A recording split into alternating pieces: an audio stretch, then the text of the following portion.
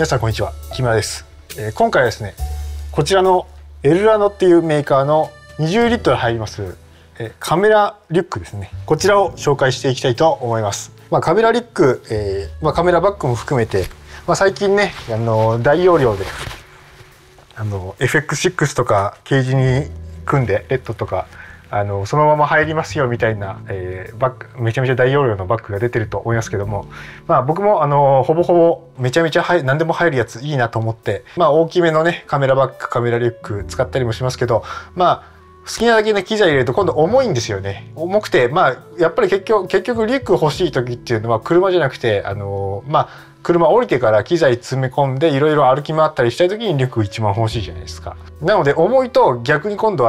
疲れちゃってヘドヘドになっちゃって実用的じゃねえみたいな、何でも入るのに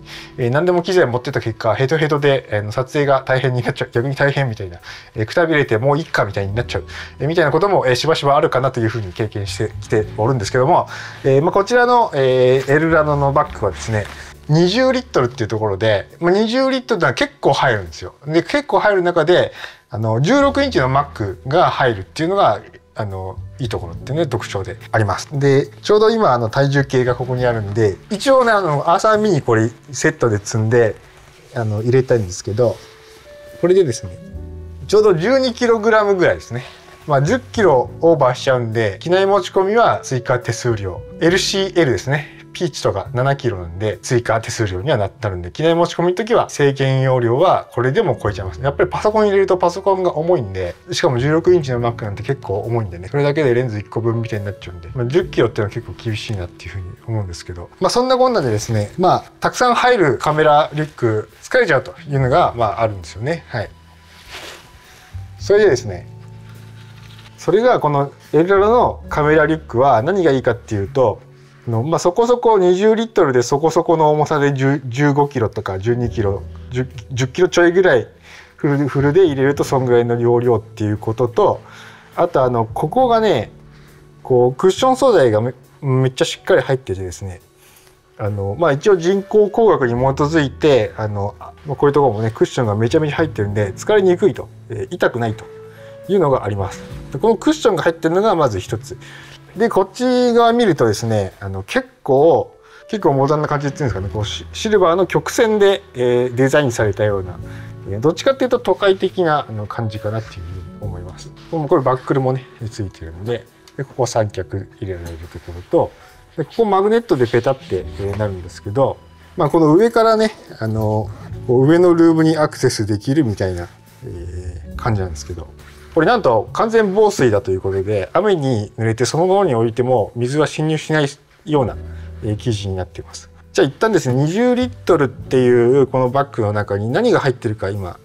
ちょっと見てご紹介しましょう。じゃあまず小さい方の上のさっき開けたポケットに何が入ってるかっていうと、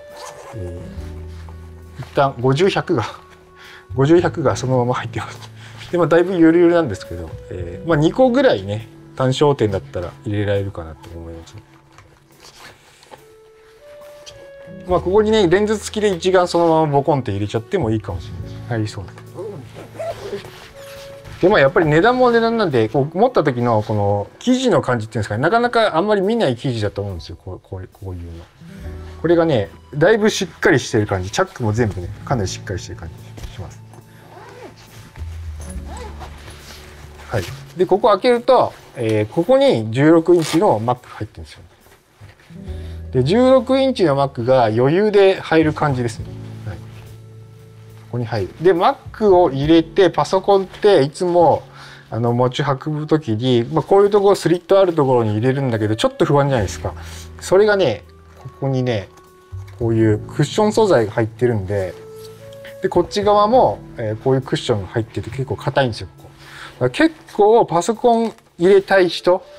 パソコン入れるのはもうこのぐらいあってほしいっていう感じしますね。すげえ安心します。こんな感じでここに入ってると。でちょっとロットが入ってて、もちろんここを開けるとバッテリー周りですね。Mac16 インチのやつででかいんですけどここに入れます。もしここがボコってなるの嫌だったらまあこっちの方に入れるのが正解ですかね。まあ、もしくはサイドポケットも。で今度ここ開けると、ここがまあ本ちゃんのルームなんですけど、まあ、ここがね上からアクセスするルームなんですよ。こんな感じでアーサーミニが入ります、縦に。まあちょっと僕の個人的にそのアーサーミニあんまり持ち歩ってないなっていう時に、なんか持ち歩ってリュックとかに入ったらいいなって思って今入れたんですけど結構入るんですよね、この容量がね。なので縦のサイズも結構ここ深さがあるんで、まあレンズとかはもちろん縦に入るっていう感じです。まあ、50、100ぐらいだったらこう立てて入れちゃうこともできなくはないですね。でまあシネマカメラタイプ入れると上のルームにレンズがデカめのが1個ともう1個2本足す、まあレンズもう1個入れてもいいし、こういうアクセサリー周りがここに入っての V マウントが2個入るみたいな20リットルのサイズ感ですね。こんな感じになります。まあ、これでね結構まあレンズ2本しか入んないですけど、まあもちろんねレンズじゃなくてもうちょっとアクセサリー類を、まあめっちゃ入れて、まあ例えば今オーディオ用の機材をここに入れる、もしくはモニターを入れる。まあオーディオ入れて、カメラを入れて、でむしろレンズはこっちに逃がしちゃって、そうするとまあ3、4本入るじゃないですか、でかい EF のやつで。でこっちには、ここに、モニターですね、外部モニター、もちろん自分で見る用でもいいしそうじゃなくてもいいんですけど、モニターセットが1個ぐらいだったら、バッテリー付きでこの中入ります。でパソコンが入ってのいろいろ入れられて、でトラベル三脚だったらここにこうアタッチメントしちゃって、サイドポケットもあるんで、まあこっちとかにね、まあ、ペットボトルなり、細かい SD カードなり入れられるみたいな感じですね。でまあシネマカメラタイプでいうとこれで12キロになって10キロぐらいになって、こっちでまたレンズが入るんで7キロぐらいなって、これとこれで結構でかいやつ、まあ、下手したらこっちレンズ3つにしちゃって、まあ、B カメをですねこう入れてこんな感じのセットにすることがまあできるはできるですね。まあオールインワンに、したいってなったらやっぱりこれ以上のね容量が必要なんですけど、まあ僕の場合はまあアサミに持ち歩く作戦がこれで、整ったということで、まあそれでちょっと話は変わるんですけど、この仕切りのねこの素材感も結構なんか良くてですね、普通のやつってもうちょっとふわふわしてパサパサしてるような感じがあるんですけど、これかなりこうしっかりこう敷き詰まってるような感じっていうんですかね、あまり毛羽立たない感じっていうんですかね。でしっかりこう仕切りもこう板が中入ってて、そんな感じがします。はい、そしたらですね、まあ普通のミラーレス一眼、だとするとどのぐらい入るかっていうのをちょっと見ていきたいと思います。まあ想定としては2泊3日ぐらいでどっか遠方に撮影旅行に行くという、まあもちろん仕事でもいいんですけど、どっかホテル行って夜は作業したいと、そんな感じの想定で行きますので、やっぱり MacBook は必要ってことですね。はい。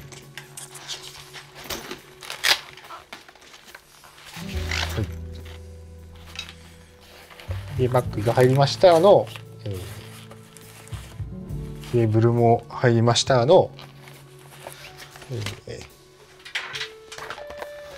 まあ何かと重宝するのだいたいデータ接続ケーブル周りですね。それは必要ですよね。であと、まあ、モバイルバッテリー的なものも一応旅なんで持っていきましょうということで、まあ、ちょっと上の機室を、に入れちゃいましょうか。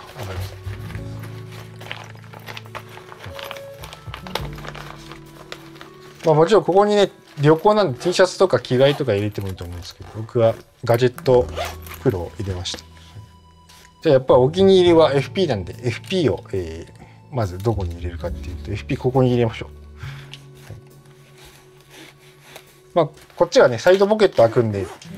すぐ横からでももしかしたら取り出してちょっと、取りたいなって時に取り出せるように入れます。はい、そうしましたら、そうですね、まあワイドのデカめのを入れましょう。で反対にここにはですね、すぐ使えるように単焦点周りを2本ぐらいまあこうレンズとレンズの間の仕切りがないのが傷がついちゃって気になるっていう場合もあると思うんで、結構僕はこういうね、風呂敷、まあこれも1000円ぐらいで売ってるのかな、レンズ用風呂敷ですね。まあ、ちょっと容量かさ増えちゃうんですけど、こんなのを緩衝材として入れますと。ここにもね、厚さここあるんで、ここにもね実は入るんですよ。ここにまあバッテリーこう入れますか。そしたらレンズがここに3つ入ります。1835。とモリモリレンズ持ってきますけど、これ50-100さっきも言いましたけど、これ縦に入れます。はい、こんな感じでレンズが12345 6本入ってバッテリーも入って FP が入りました。はい、しかも一眼用のレンズですから、ね、重いですよ。よし。はい、こんな感じで入りましたと。でトラベル三脚もまあ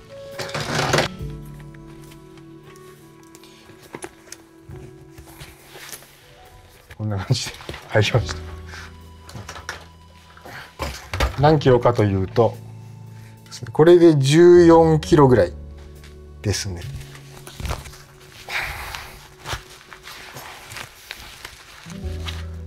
はい、こんな感じ。わかりますかね。こんな感じですね。背負ってみた感じ。こんな感じです。前掛けするとこんな感じです。相当重いですよ。これ14キロ。相当重いと思います。はい。こういう感じなんで結構。まあでも、ここのクッションがあるんで、機材がこう、例えばレンズがさっきキツキツに縦に入れたと思うんですけど、そういうとこ、そういう時ってポコって、機材がこう出っ張るわけなんで、それ当たって痛いなっていうのが普通あるんですけど、やっぱりクッション素材がすごい入ってるんで、それがないですね。で、まあ、あと、ここ、こうやって、カチャって、止めるじゃないですか。止めた方が楽になるんですけど、ここがね、ゴムですね。なので、こう、結構ピシッときつめでいける感じです。こんな感じなんで、結構かっこいいんじゃないですかね。この、Amazon の写真で見ると正直、なんか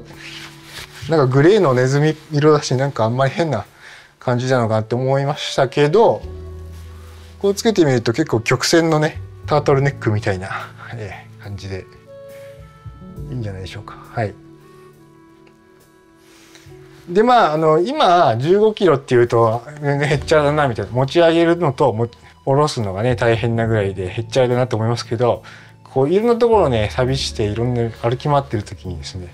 まあ、やっぱりリュックって電車に乗る時はこう一回下ろしてとかっていうのあるじゃないですか。そういうの考えると、15キロ、この20リットルでキツキズに入れる15キロぐらい PC 込みでね、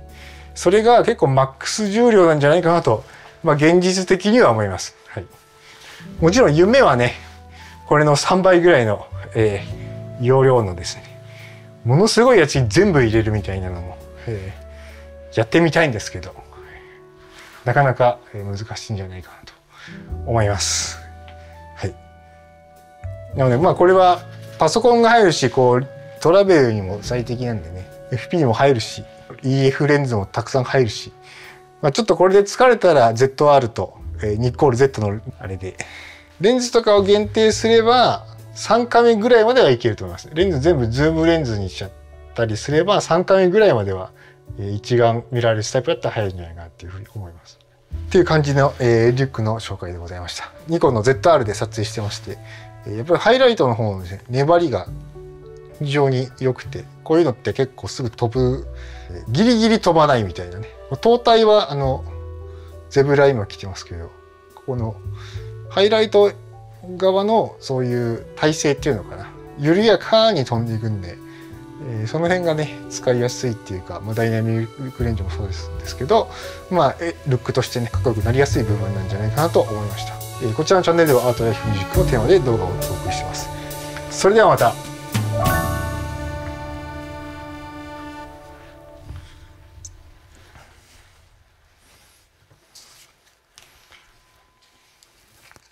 うん、めっちゃいいね。ゲッチしましたね。